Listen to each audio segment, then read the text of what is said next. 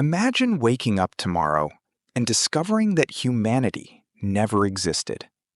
No cities, no highways, no airplanes, no satellites, no farms, no lights glowing across the planet at night. Now imagine going back even farther, before humans, before mammals, before dinosaurs, before forests, before fish, before there was even enough oxygen in the atmosphere for most modern animals to survive. What would Earth have looked like?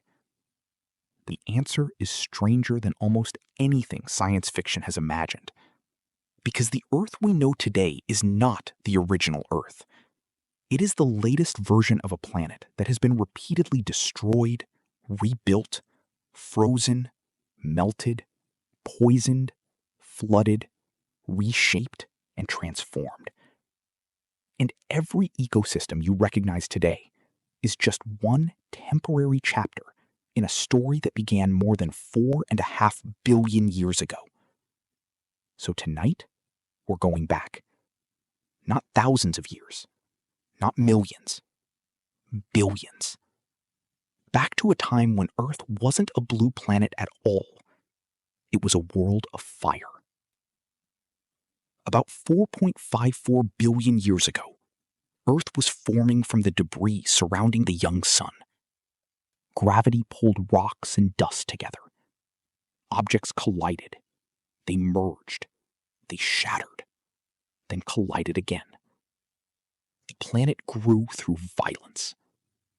There were no oceans, no continents covered in forests, no breathable atmosphere, no calm blue sky.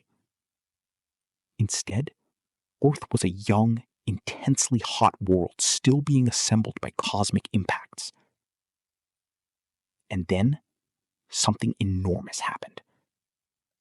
A planetary body roughly comparable in size to Mars is thought to have collided with the young Earth.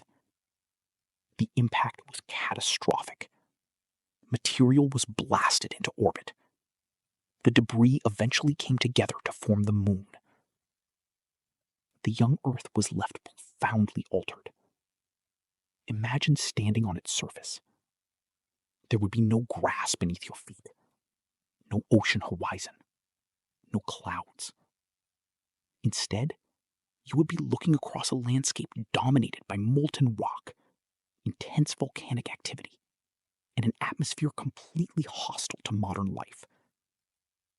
This was not a planet designed for humans. It wasn't even a planet designed for life as we know it. It was still becoming a planet. The earliest chapters of Earth's history are also some of the least certain. Much of the original crust has been recycled by plate tectonics, which is why scientists reconstruct this era from ancient minerals, rocks, meteorites, lunar samples, and other evidence, rather than from a continuous geological record. And then, Earth began to cool. Slowly. The surface solidified. Water vapor condensed. Rain fell. Again and again. For an unimaginably long time. Eventually, water accumulated. Oceans formed. The planet began to resemble something more familiar. Don't mistake this for peace. The young Earth was still being bombarded. Asteroids and other planetary debris continued to strike the surface. Some impacts were powerful enough to reshape entire regions. Volcanoes released enormous quantities of gases. The atmosphere was nothing like the one we breathe today. And yet, somewhere inside this hostile world, something extraordinary happened. Life appeared. We don't know exactly how. That remains one of science's greatest unanswered questions. But evidence indicates that life existed extremely early in Earth's history. Simple. Microscopic.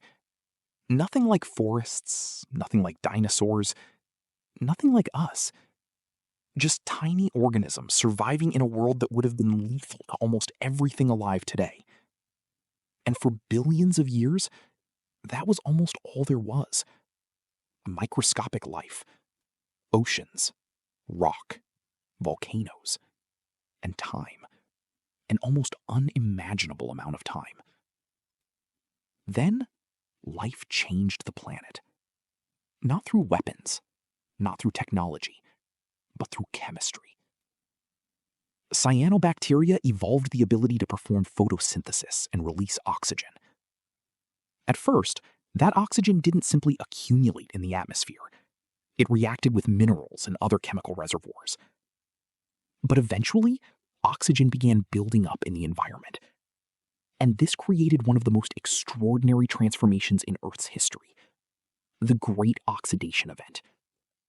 Scientists generally place this major transition around 2.4 billion years ago, although the rise of oxygen was not an instantaneous event and involved a complex, extended history. To modern humans, oxygen sounds like life. We breathe it every second. We couldn't survive without it. But for many organisms living on early Earth, oxygen was toxic. The planet's atmosphere was changing, and organisms that had evolved for an oxygen-poor world suddenly faced a chemical environment they were not prepared for. Life itself had accidentally transformed its own planet, and the consequences were enormous. The rise of oxygen also changed Earth's climate. Methane, a powerful greenhouse gas, was affected by the changing chemistry of the atmosphere. As greenhouse warming weakened, global temperatures could fall dramatically. Earth entered periods of extreme glaciation. At certain points in its history, the planet may have approached what scientists call snowball Earth conditions. Imagine looking at Earth from space and seeing a world dominated by ice. Oceans partially or almost entirely frozen. Continents covered in glaciers. A planet that appears less like the living world we know and more like a frozen alien world. And yet, life survived. Again. That pattern will repeat throughout Earth's history. The planet changes. Life is threatened. Many organisms disappear. Others survive. And eventually, life returns in new forms.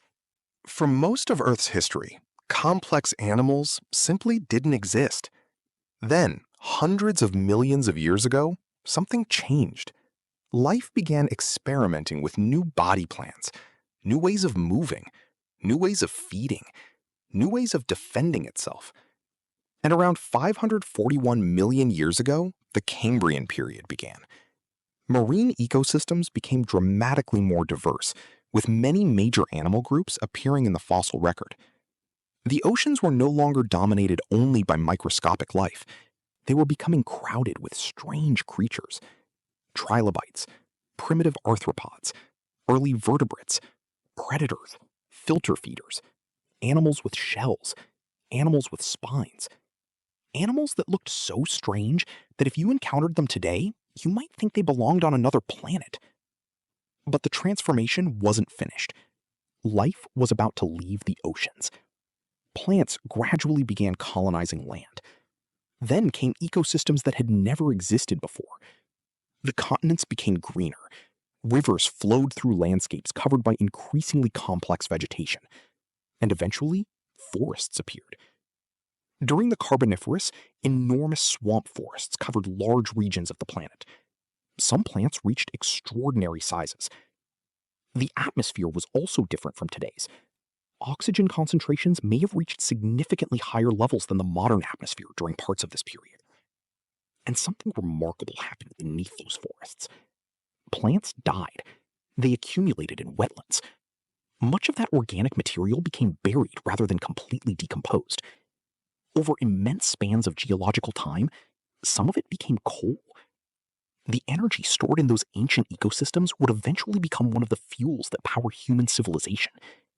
Millions of years before humans existed, Earth was already creating the raw materials that would later transform our species. But Earth doesn't reward life with permanent stability. Around 252 million years ago, the planet experienced the worst mass extinction known in the geological record, the Permian-Triassic extinction, often called the Great Dying. Entire ecosystems collapsed. Marine life suffered catastrophic losses. Life on land was devastated. The exact sequence of environmental changes is complex, but enormous volcanic activity in what is now Siberia played a major role, releasing gases that drove severe climate and environmental disruption. The world nearly lost its biological balance, and yet life survived. Again. And from the survivors emerged a new age. The Mesozoic, the age of reptiles, the age of dinosaurs. It lasted from roughly 252 to 66 million years ago. Dinosaurs didn't immediately become the giants we imagine. They evolved gradually, diversified, adapted, and over millions of years, they occupied ecosystems across the planet. Some walked on 2 legs, some on 4. Some were predators. Others were enormous herbivores. Some became giants larger than anything alive today on land. Imagine standing in a forest during the Jurassic or Cretaceous. You wouldn't see cities. You wouldn't hear engines. You wouldn't see airplanes crossing the sky. Instead, you might hear enormous animals moving through vegetation, the ground shaking beneath massive bodies, predators calling somewhere in the distance, flying reptiles moving overhead. And in the oceans, another world of enormous predators. Earth was not empty before humanity. It was crowded, wild, and completely indifferent to us, because we didn't exist. For more than 160 million years, dinosaurs dominated terrestrial ecosystems. That's an almost incomprehensible amount of time. Human civilization, by comparison, barely a moment. But eventually, their world ended. About 66 million years ago, a large asteroid struck what is now the Yucatan region. The impact triggered enormous environmental disruption. Dust and aerosols entered the atmosphere. Climate patterns changed. Food chains collapsed. And a huge fraction of Earth's species disappeared. The event ended the age of non-avian dinosaurs. USGS describes the end Cretaceous impact as a mass extinction that eliminated up to roughly 80% of species, while birds survived as the dinosaur lineage that continues today. But here's the twist. The asteroid didn't end the story of life. It changed the cast. After the dinosaurs disappeared, many ecological opportunities opened. Mammals diversified. Birds diversified. Forests changed. Grasslands expanded. New predators evolved. New herbivores appeared. And eventually, primates. Our ancestors were not destined to rule the planet. They were one branch among countless others. Most branches of the evolutionary tree eventually disappeared. One branch continued, the lineage leading toward humans. And even then, humanity was still very far away. For most of our existence, humans lived as hunter-gatherers. We followed animals, collected plants, moved with seasons, made tools, controlled fire, shared knowledge. And slowly, something extraordinary happened. Humans began accumulating knowledge across generations. A tool could be improved. A hunting technique could be taught. Fire could be controlled. Language could transmit information. And eventually, humans began changing the environment on an entirely different scale. Around 10,000 years ago, agriculture transformed human societies. People began cultivating crops, domesticating animals, building permanent settlements. Populations grew, villages became towns, towns became cities, cities became states, states became civilizations, and the speed of change accelerated. For billions of years, Earth had changed through geological forces, biological evolution, asteroid impacts, volcanic eruptions, and climate shifts. Now, one species began changing the planet deliberately. Humans cleared forests, diverted rivers, moved species across continents, extracted minerals, burned ancient carbon, built enormous cities. And eventually, we developed machines capable of leaving the planet itself. The Industrial Revolution accelerated everything. In only a few centuries, humanity transformed energy use, transportation, communication, agriculture, medicine, and technology. Then came the 20th century. Radio, aircraft, nuclear weapons, satellites, computers, spacecraft. And eventually, humans walked on another world, the moon. A planet that had existed for billions of years before our species appeared. A world that watched Earth evolve from a molten planet into a living world.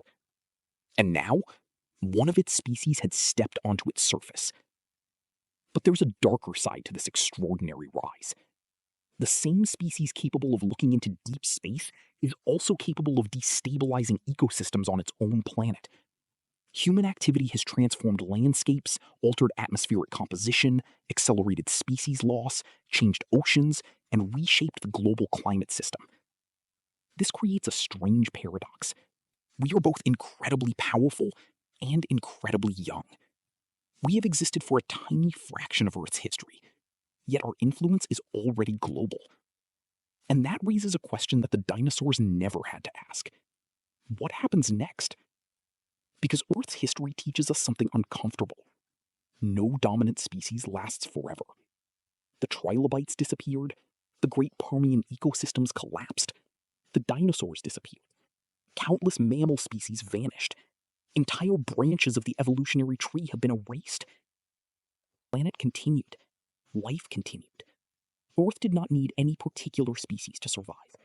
It simply changed, again and again and again. So perhaps the most frightening thing about Earth's ancient history isn't the volcanoes. It isn't the asteroids. It isn't the giant predators. It isn't even the mass extinctions. It's the realization that stability is not Earth's default state. Change is. The planet beneath your feet is not a finished product. It is a process. Continents move. Mountains rise and erode. Oceans open and close. Climate changes. Species evolve. Species disappear. New ecosystems replace old ones. And someday, far beyond the timescale of human civilization, Earth will become something else again. The sun will continue evolving. The continents will continue moving. Life will continue adapting. And the world we know today will eventually become as alien as the world of the dinosaurs is to us. Maybe humanity will still be here. Maybe we'll be somewhere else. Maybe our descendants will look back at modern humans the way we look back at ancient mammals. Or maybe we will become another extinct branch in the fossil record. A thin geological layer, a few strange artifacts, some altered chemistry, a brief signal that for a tiny moment in Earth's enormous history, something intelligent appeared. And perhaps that's the most humbling part. Before humans, Earth survived everything. A molten beginning, planetary impacts, global freezing, atmospheric revolutions, mass extinctions, supervolcanoes, asteroids, climate catastrophes. And through all of it, life kept finding a way. Not because Earth was gentle, but because life is extraordinarily adaptable. So when you look at the world around you, don't think of it as the natural state of Earth. It isn't. Only the world that happens to exist right now. The forests, the oceans, the birds, the mammals, the insects, and us. All of it is temporary. The dinosaurs once ruled the planet. They had no reason to imagine their world ending. And then, one day, it did. The species that survived inherited a transformed Earth. Millions of years later, one of those surviving branches eventually produced us. And now, for the first time in Earth's history, a species can look backward across billions of years and understand something about the planet's story. We can reconstruct ancient oceans, read the chemical fingerprints of vanished atmospheres, date rocks billions of years old, study fossils, detect ancient impacts, observe distant planets, and even look back toward the early universe. Earth spent billions of years producing life, Life spent billions of years evolving, and eventually, life produced something capable of asking where it came from. So maybe the real story isn't simply what was Earth like before humans? Maybe the deeper question is, why did a planet capable of destroying almost everything eventually produce something capable of understanding its own history?